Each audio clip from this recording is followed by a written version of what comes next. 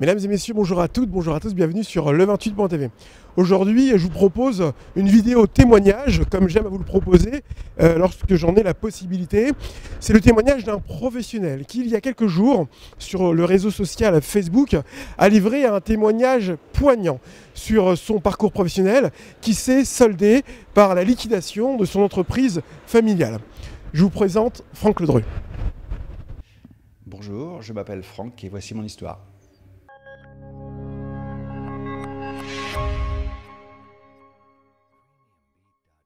Franck, bonjour, merci de prendre le temps de me rencontrer. Comme je vous disais à l'instant, je suis tombé sur une publication sur Facebook qui nous racontait votre parcours, celle d'un entrepreneur qui a dû fermer sa boîte malgré son combat. Une entreprise familiale. Alors, pour les personnes qui n'ont pas suivi votre histoire qu'on va raconter dans un instant, est-ce qu'on peut commencer depuis le début ? Je disais à l'instant, c'était une entreprise familiale. Comment l'histoire a démarré ?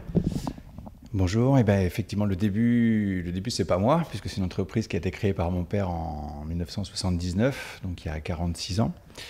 Donc mon père était un homme qui s'était fait tout seul, qui est parti de rien du tout, et voilà, qui a monté sa petite entreprise d'électricité au début tout seul, et puis petit à petit s'est développé. Sur Nogent-le-Rotrou, nous sommes une famille de percherons d'origine. En 2000, il a transformé son entreprise en société. Moi, je commençais déjà je suis né dedans quand même si sans y être salarié. Voilà, dès l'adolescence, je commençais un petit peu à mettre les mains dedans, à l'aider un petit peu sur la partie gestion informatique. En 2003, j'ai quitté mon emploi de salarié dans une société d'assurance pour intégrer l'entreprise en tant que salarié. Alors, comment s'est passé les débuts dans cette entreprise ? Pas trop de pression quand on reprend l'entreprise de son père ? Alors, c'est assez particulier parce qu'au début, j'étais encore sous sa tutelle puisque j'étais simple salarié de 2003 jusqu'à son décès en 2007. Puisqu'en 2006, il est tombé malade à cause de l'amiante. Il avait été exposé pendant des années à l'amiante, bien des années plus tôt. Et un cancer donc s'est révélé début 2006. Donc l'année 2006, ça a été déjà une première année de transition assez difficile, puisqu'il était, par la force des choses, en traitement et donc beaucoup moins présent. Donc l'année 2006 a été déjà difficile. Et puis en janvier 2007, il est décédé. Je me suis retrouvé là au pied du mur. Et donc à devoir prendre la gestion de l'entreprise qui avait alors 4 ou 5 salariés à l'époque, uniquement sur l'électricité au départ. Sur le réseau social, vous racontez votre parcours. Il y a un témoignage très, très fort qui explique en partie les raisons. Alors, il y a eu les belles aventures, mais les raisons pour lesquelles aussi ça a été compliqué. Est-ce que vous pouvez nous dire qu'est-ce qui n'a pas fonctionné ? En fait, il y a un faisceau il n'y a pas une seule raison spécifique. C'est un faisceau, un cumul de plusieurs événements. Bon, déjà, ce qu'il faut rappeler, c'est que j'étais dans une stratégie de développement importante, puisque du coup, ça nécessitait des moyens financiers qui sont assez importants pour se développer à la fois sur les activités et géographiquement. Donc un plan assez ambitieux de développement et parallèlement à ça, un contexte qui était quand même pas parmi les plus simples. Donc un peu effet ciseaux. Donc d'un côté, des besoins qui sont assez importants et qui marchaient plutôt bien, parce qu'on avait une clientèle en face qui a toujours été fidèle, que je remercie d'ailleurs de m'avoir suivi pendant des dizaines d'années. Après, voilà, qu'est-ce qui nous a poussé à arriver là ? Donc le Covid, je pense déjà, n'a pas aidé du tout, puisque on est dans un secteur d'activité, le bâtiment, qui n'a pas été beaucoup aidé par les pouvoirs publics à l'époque. Certains, alors je ne vais pas les citer, mais ont eu des montants de chiffre d'affaires qui ont été donnés en subventions non remboursables, et donc qui ont même presque profité de cette période-là. Nous, ça n'a pas été du tout le cas. Nous, on a eu des prêts, on les appelait les PGE à l'époque, qu'on était obligés de souscrire parce que nos salariés étaient dans la cour et ne pouvaient plus intervenir sur les bâtiments parce qu'on n'avait soit pas de masque, soit des chantiers fermés. On était obligés, parce que pendant ce temps-là, on avait des charges fixes qui continuaient. Et quand on n'a pas une fortune personnelle immense, je ne m'appelle pas Franck Bouygues, donc voilà, c'était là, il n'y avait pas le choix. Il fallait avoir recours à ces prêts. Mais qui dit prêt dit un jour remboursement des prêts. Donc voilà, j'ai réussi à en rembourser une bonne partie. Mais à un moment donné, il y a eu des difficultés qui se sont cumulées. Les banques se sont fait de moins en moins présentes aussi. Il y a un vrai sujet autour des banques qui font, je pense, de moins en moins leur métier. Leur métier premier pour moi, c'est de soutenir l'économie, c'est de soutenir les artisans, les commerçants, tous les entrepreneurs, y compris quand ça va moins bien. Et dès qu'il y a un grain de sable dans le mécanisme, on se rend compte que la première s'en va et qu'après c'est effet domino. Comment on fait pour avoir recours aux aides aussi? Parce qu'on nous dit mettez-vous en redressement, vous serez aidé, vous verrez, vous figerez la dette et après vous allez repartir. Oui. Sauf que tout ce qui est système d'aide qui pourrait nous aider à nous remonter, dès lors que vous êtes en difficulté, dès lors que vous avez des besoins justement d'aide, on vous dit non, vous ne rentrez pas dans les critères parce que vous êtes dans la difficulté. Mais dans ces cas-là, on a envie de vous dire mais je ne serais pas là en train de te parler si je n'en avais pas besoin. Donc, il y a beaucoup de choses à dire sur ce qui fait qu'ils ne vont pas. Voilà. Après, j'ai aussi ma part d'erreur, j'ai fait aussi certainement des mauvais choix. Je ne peux pas rejeter la faute sur un contexte ou uniquement sur les banques. J'ai ma part de responsabilité, j'ai fait des choix peut-être trop ambitieux. Après, c'est facile de le dire après, mais bon voilà.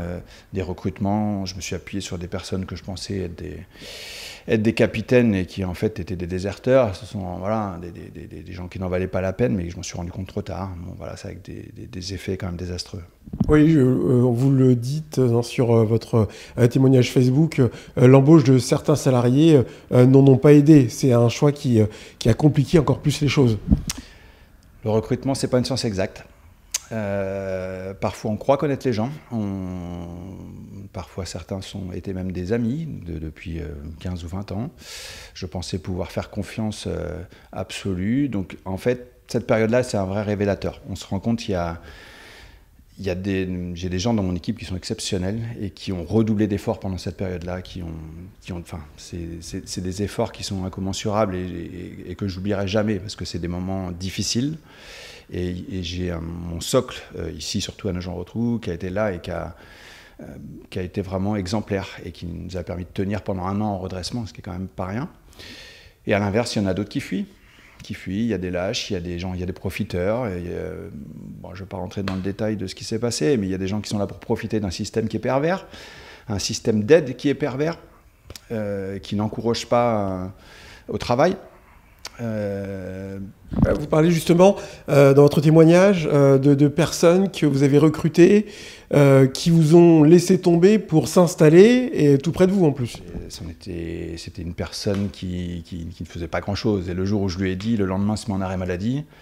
Enfin, se met en arrêt maladie. Il y a un médecin qui le met en arrêt maladie quand même. Donc là aussi, il y a un sujet. Et comment un médecin peut, accéder au desiderata d'un salarié qui veut simplement profiter du système. Donc voilà, arrêt maladie, reconductible pendant des mois, jusqu'à ce qu'un jour la médecine du travail le mette en inaptitude. J'ai des échanges à ce moment-là avec la médecine du travail et qui me dit « Mais monsieur, vous savez, j'arrive pas à prendre l'accent roumain, parce que maintenant c'est de coutume, la médecine du travail, on parle plus avec un accent roumain. » Donc il y a une vraie difficulté avec la médecine du travail aussi, ça devient un sport national. On se fait mettre, entre guillemets, inapte. On se fait licencier pour inaptitude. On prend un gros chèque de licenciement. On touche derrière les aides pour pouvoir se réinstaller. Donc inapte pour travailler chez moi, mais 3 semaines après, capable d'ouvrir quelques rues plus loin. J'ai pas de rancœur, je passe après. Alors quel regard portez-vous sur ces vingtaines dernières années, je pense parmi les personnes qui regardent la vidéo, il y a des entrepreneurs. Moi, j'ai été touché par le témoignage que vous avez laissé. Comment allez-vous et qu'est-ce que vous allez faire après ? Alors, il y a une période un petit peu difficile après, au printemps, au moment de la décision, de la façon dont ça s'est passé en plus, parce que voilà, c'était vraiment décevant humainement. Voilà, c'est un projet, il faut faire le deuil Il faut faire un deuil. C'est comme un sportif de haut niveau qui arrête sa carrière, ça s'arrête. Donc, voilà, il y a eu cette étape-là à passer.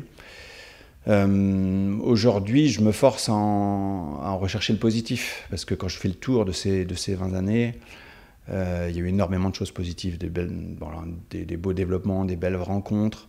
On a créé Artisans socialement responsables il y a une dizaine d'années. C'est pareil, ça répondait à un besoin. Je pense on a un peu éveillé les consciences sur le besoin d'avoir des entrepreneurs locaux et de former des jeunes. On a formé énormément de jeunes en 20 ans, donc issus du Château des Vaux, que je salue. Tiens, d'ailleurs, j'en profite parce que du coup, ils font un travail admirable.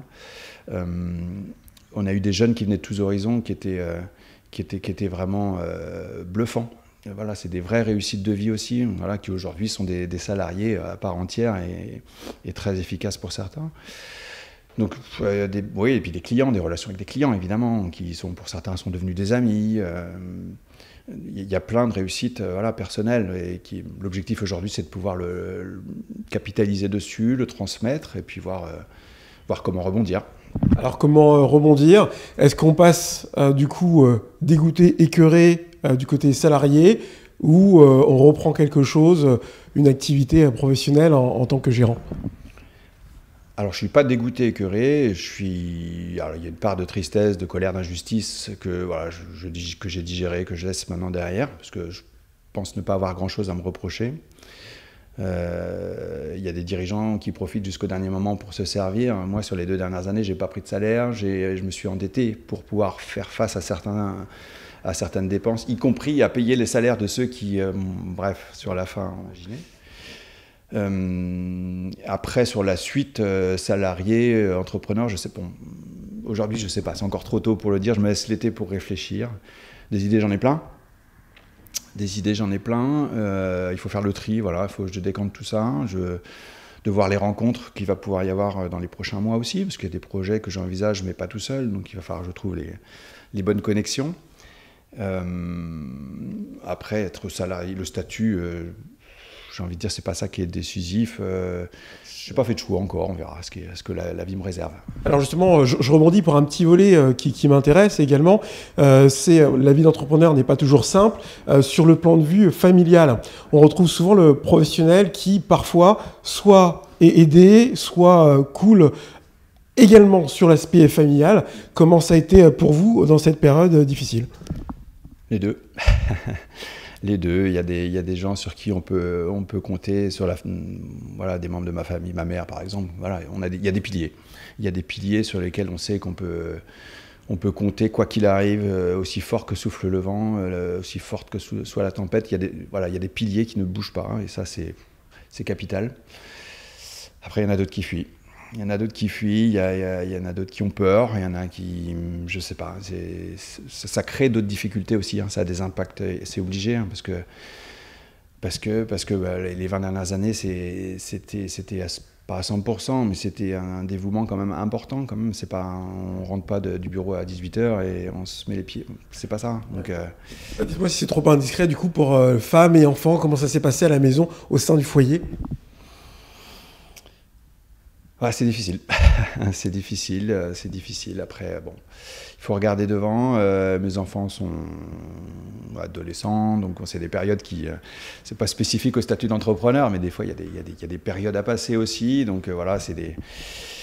Bon, après, quand il y a de l'amour et puis que le temps passe, toutes les choses finissent par s'apaiser. Donc je suis pas inquiet sur l'avenir, mais il y a eu des périodes pas sympas. Donc bon, on verra ce que les prochaines années me réservent. Et pour les les clients, à savoir, pour terminer la vidéo, c'est que votre entreprise a été rachetée. Ouais. C'est ça, une offre a été déposée au tribunal de commerce pour la reprise. Alors, sur la partie électricité, plomberie, chauffage, hein, Nogent-le-Rotrou. Donc, quasiment l'intégralité de l'équipe continue de fonctionner. C'est des gens qui sont pas moins efficaces qu'avant, voilà, qui ont été renforcés par d'ailleurs un des nouveaux co-associés. J'encourage tous mes clients à continuer à leur faire confiance parce que c'est des gens qui le méritent, qui ont une vraie fibre de qualité artisanale, de proximité, de proximité avec les clients, de savoir-faire. Donc c'est des choses qui malheureusement se perdent. Donc ça, c'est ma satisfaction quand même d'avoir transmis une partie de ça et que ça continue. Voilà, ça change de nom, donc ça s'appelle Perche Énergie. Mais ce sont des gens qui méritent d'être suivis, encouragés. Je vais suivre d'un œil très attentif leur évolution au cours des prochaines années. Donc voilà, ça c'est la bonne issue, la bonne chose sur cette période quand même pour moi au niveau de l'aventure. Et enfin, un dernier mot pour les entrepreneurs, pour les futurs entrepreneurs. Quels conseils leur donneriez-vous pour ne pas suivre votre même chemin ?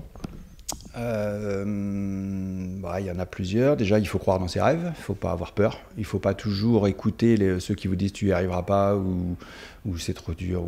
Enfin voilà, oui, il y aura des difficultés, ça c'est sûr. Il y aura des difficultés, des vents contraires, mais il faut croire dans ses rêves, il faut aller au bout de ses ambitions. Après, dans le même temps, il faut se faire accompagner. C'est indispensable. Aujourd'hui, si on reste dans l'isolement, si on reste tout seul, c'est là qu'il y a les plus grosses difficultés. Donc c'est très important de se faire accompagner. J'en profite aussi pour remercier, il y a tellement de gens que j'aurais envie de remercier, j'en oublie des milliers. Dans mes expériences chambre des métiers, j'ai fait 15 ans de mandat de chambre des métiers, donc j'ai rencontré aussi un nombre incroyable de gens qui ont été des soutiens même pendant cette période-là. Je pense à des mentors comme Michel Cibois par exemple, qui a toujours été là à passer un petit coup de fil, même dans les périodes difficiles.